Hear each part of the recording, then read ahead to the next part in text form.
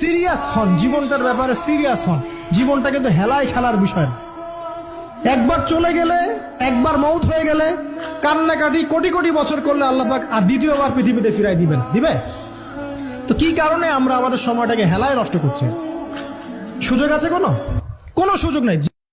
গোটা বিশ্বের সবগুলো আল্লাহর ওলি যদি একটা গ্লাসের পানিতে ফু দেয়, আর আপনার মা যদি আপনার মাথার মধ্যে হাত বুলিয়ে দেয়, আপনার মা যদি আপনার বুকে একটা ফু দিয়ে দেয়, সব পীর সাহেব একদিকে, মায়ের দোয়া আর একদিকে, মায়ের দোয়া মুহূর্তে আবার আল্লাহর আরশে পৌঁছে যাবে।